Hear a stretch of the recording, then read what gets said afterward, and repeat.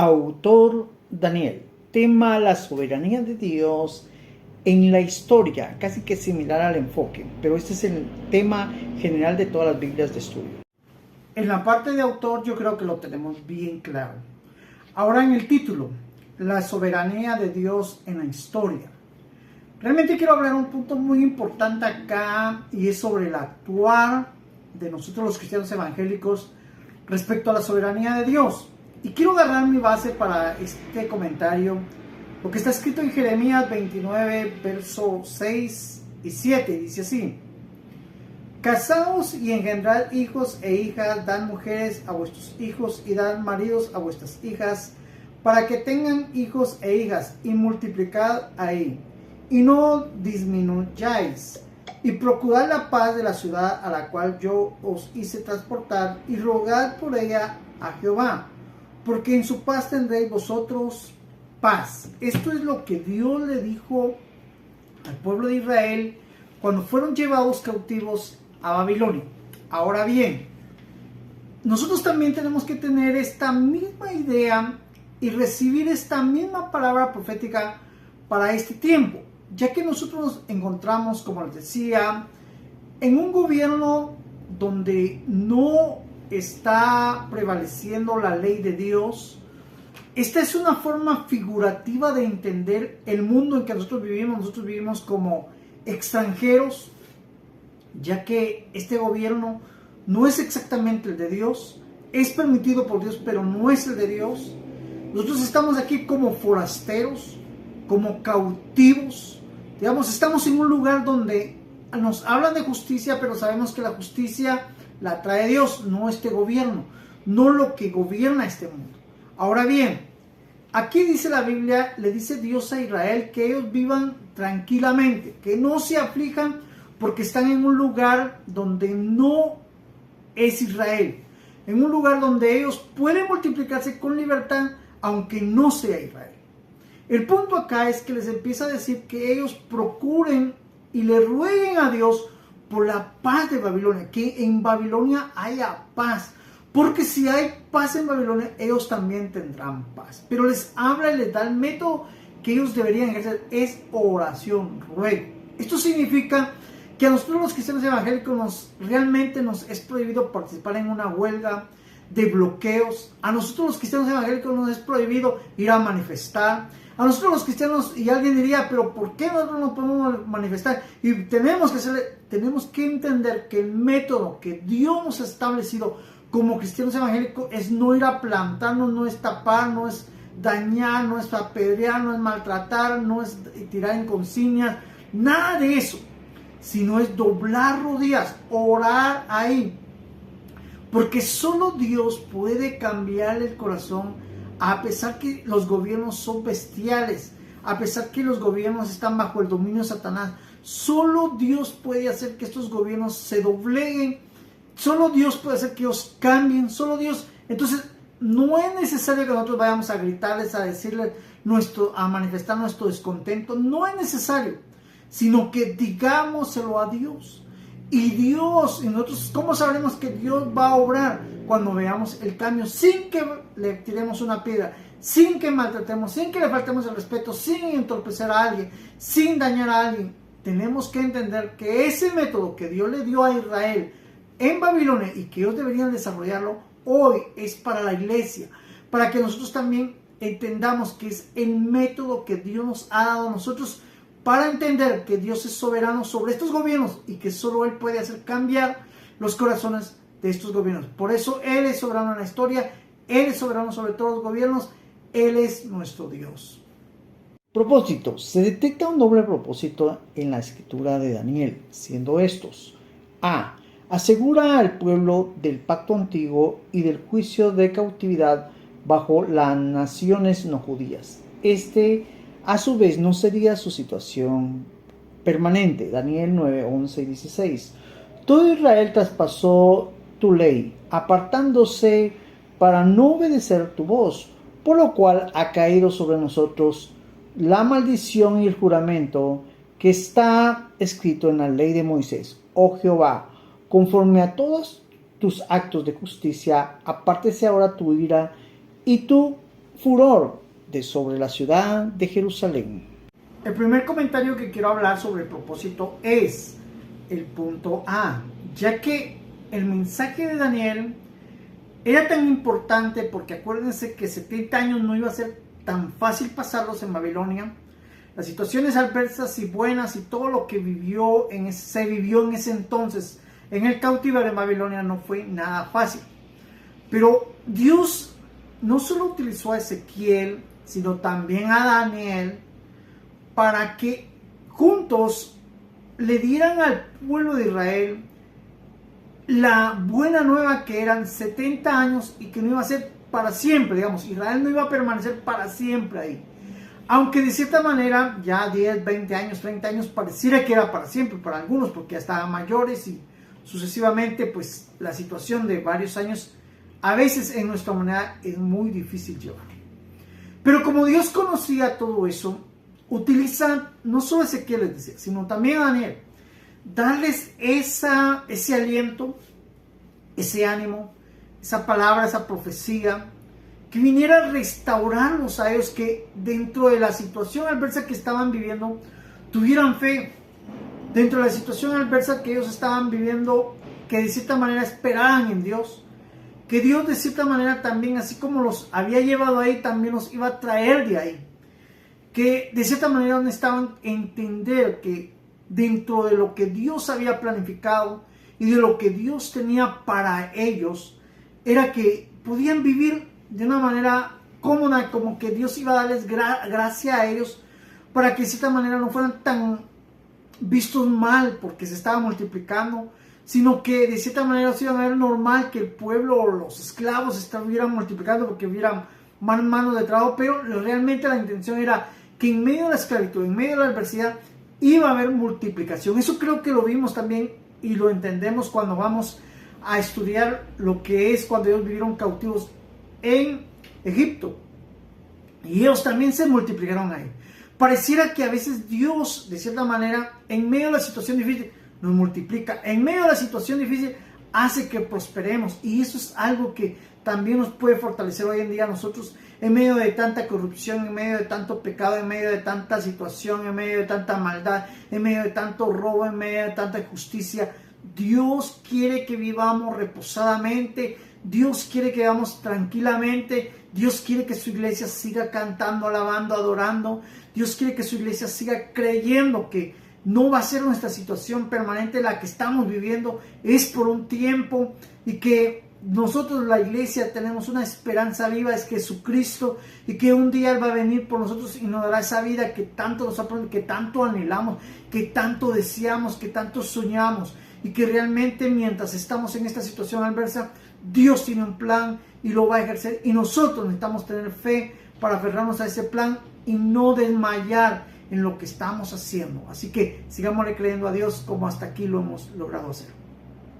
Otra encomienda que Dios le había dado a Daniel era que Daniel también necesitaba dar no solo a conocer hasta para nuestros tiempos, sino para aquel entonces, de que la soberanía de Dios sobre Babilonia, sobre los medos, sobre todos esos reinos que se desarrollaron en ese tiempo de cautiverio, sobre Roma y todo eso que Dios ha revelado, y hoy en día toda la historia que nosotros conocemos, y sobre el gobierno que hoy en día está en nuestros países o donde quiera que estemos, la soberanía de Dios sigue siendo una verdad y una realidad.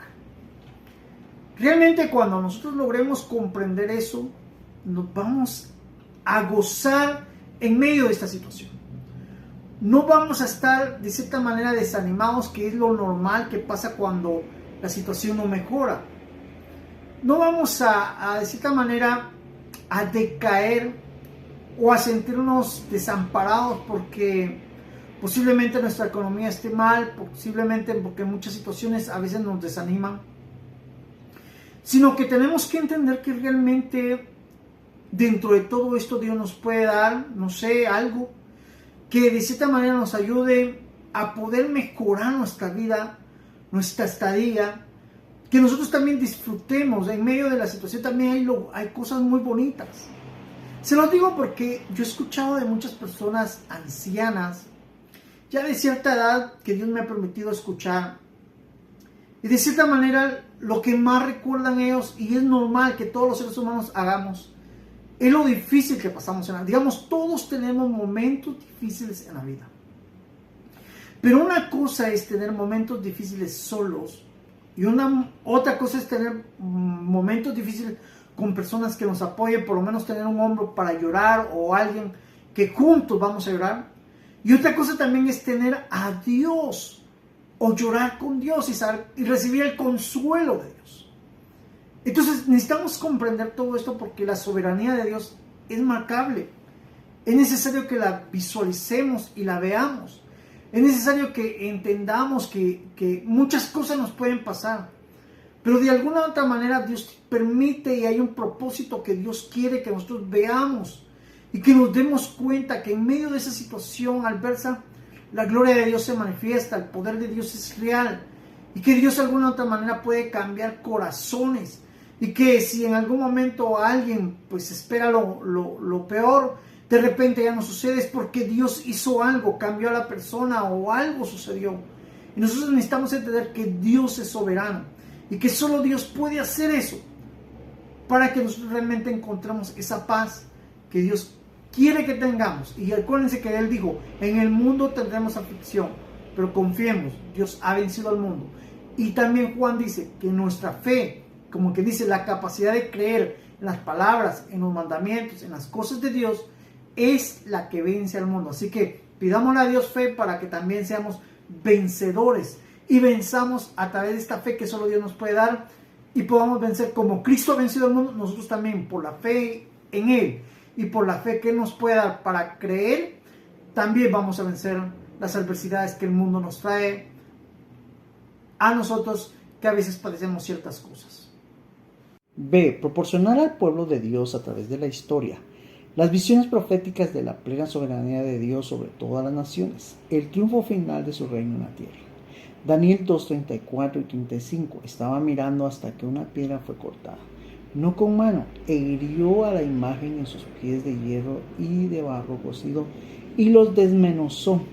Entonces fueron desmenuzados también el hierro, el barro cocido, el bronce, la plata y el oro, y fueron como tamo en las eras del verano, y se los llevó el viento sin que de ellos quedara rastro alguno. Mas la piedra que hirió a la imagen fue hecha un gran monte que llenó toda la tierra. Cuando leemos el capítulo 2, todo el capítulo 2, encontramos un relato de que Daniel tiene un sueño y empieza a visualizar a la primera bestia, a la segunda bestia, a la tercera bestia y a la cuarta bestia. Y todos hoy en día sabemos que la interpretación de esas bestias son los reinos de Babilonia, de los Medos, de Persia y el reino de Roma, que es el último. Pero dentro del reino de Roma sucede que también hay hay 10 reyes, pero uno de esos 10 es el mayor y es el que prevalece y que hasta en este entonces se mantiene y es, ya lo sabemos todos, que es la doctrina católica, que hasta acá se denomina como la verdadera religión, que de cierta manera está del lado de Dios, pero todos sabemos que eso es una mentira. Ahora bien, quiero que entendamos algo. Si nos damos cuenta, cuando Daniel visualizaba esta estatua, tanto representada de una manera que nosotros necesitamos comprender, todos sabemos muy bien que Daniel fueron 2 sueños, digamos, estos fueron 2, más bien para que lo entendamos, son 2 sueños. Una es la estatua, que es en el capítulo 2, y otra es el reino bestial. Pero al final es el mismo sentido, digamos, en 2 revelaciones Dios le da el mismo concepto o el mismo sentido a Daniel para que hoy en día nosotros lo entendamos. Ahora bien, en el verso 34 y 35 dice, estaba yo mirando hasta que una piedra que no fue cortada con mano, dice Daniel. Y esa piedra todos sabemos es la piedra angular, que significa o representa a Cristo. Dice que le cayó a esta estatua y la desmenuzó y hizo que todo, el oro, la plata, el bronce, todo el barro, todo el hierro que era, se volviera como tamo. Significa como cáscara, como algo que no pesa, que el viento se la llevó. Cuando nosotros entendemos eso, nos damos cuenta que la soberanía de Cristo, la soberanía de Dios, o lo que Cristo representaba como Dios, vino y desmenuzó, y así ha sido. Los reinos más poderosos del mundo se han vuelto nada delante de Cristo. ¿Por qué? Porque Cristo sigue existiendo, sigue siendo soberano hasta este tiempo. Créame, el reino más grande del mundo puede hacerse también como un tamo delante de Cristo. Eso nos debería a nosotros dar fe, fortaleza y saber esperar lo que Cristo tiene para el futuro para nosotros. Eso de cierta manera nos debería animar. Si de cierta manera a veces nos hemos cansado de trabajar y todavía seguimos trabajando porque sabemos que necesitamos comer, créeme, el único que te puede dar ánimo para seguir trabajando, superar esa situación es Cristo. Que Él sea tu razón para seguir viviendo, porque Él quiere que vivas y trabajes y comas y goces de tu trabajo. Alguna enfermedad, alguna situación, que de cierta manera corras a Cristo y le digas que tú realmente entiendes la soberanía y crees en esa soberanía. Ahora, ¿por qué hablo eso? Normalmente nosotros los seres humanos, cuando vivimos una situación tan difícil, tan adversa, la mayoría de lo que queremos es hasta dejar a Cristo, negar esa fe que Dios nos ha dado, ya no seguir en las cosas de Dios. Pero hoy, a través de esto y a través de lo que Daniel hacía, yo quiero ser como Daniel, ayudarte a entender que en medio de esta situación adversa, Dios puede hacer algo para ti, para que tú tengas paz.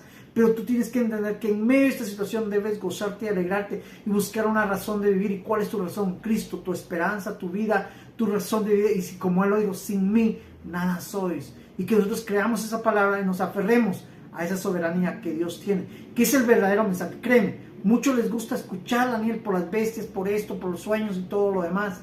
Pero realmente el mensaje más grande y más hermoso está en esta parte del capítulo 2, versos 34 y 35, donde esa piedra angular que es Cristo representa desmenuzando todo reino, todo poder. Aún el reino de Satanás será echado como un tamo, como algo que ahorita nos oprime, que algo que ahorita quiere ser superior a nosotros, pero un día no será nada delante de nosotros. Y esa es la esperanza que nosotros debemos tener para con nuestro Dios.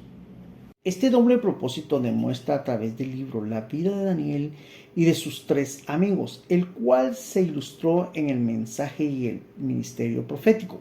El libro afirma que las promesas de Dios de conservar y restaurar a su pueblo del pacto son tan seguras como el reino mesiánico venidero, el cual durará para siempre.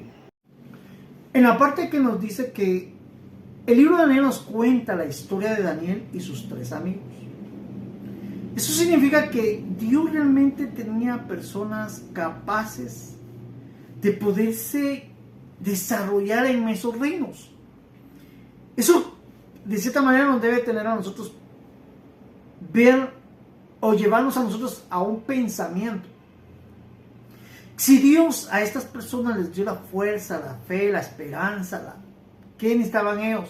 El espíritu, el poder, para ellos poder desarrollarse en Babilonia. Eso significa que nosotros estamos en el tiempo exacto.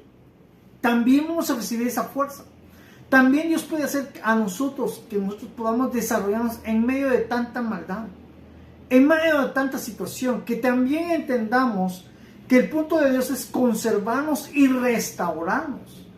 Que nosotros nos demos cuenta que realmente en medio de todo eso nosotros podemos vivir como que nada estuviera pasando. Hoy en día que se menciona la guerra de Ucrania, hoy en día que se mencionan ciertas cosas, guerra en Israel, hoy en día, en medio de todo eso, Dios sabe por qué estamos en este tiempo y por qué estamos viendo todo eso y por qué se está oyendo todo eso. Y en medio de todas estas situaciones, Dios tiene algo para nosotros y que nosotros nos demos cuenta, ¿sí?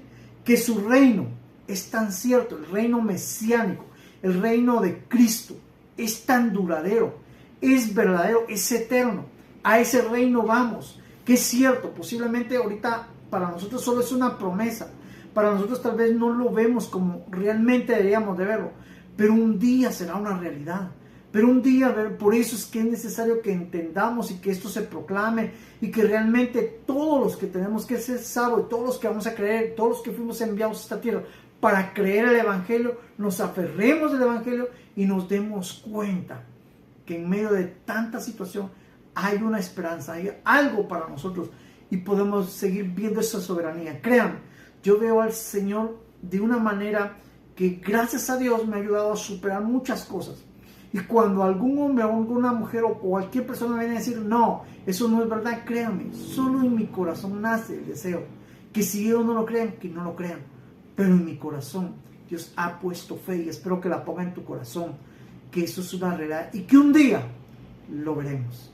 Como cerré la alabanza que se entonó en esta enseñanza, te veremos, lo veremos, veremos su gloria, veremos su magnificencia, veremos su poder, veremos todo lo que Dios es, un día lo veremos y espero que tú estés ahí y espero que Dios también me ayude a mí a estar ahí para que juntos, con la ayuda de Dios, logremos ver eso que queremos ver a Cristo en su máxima expresión.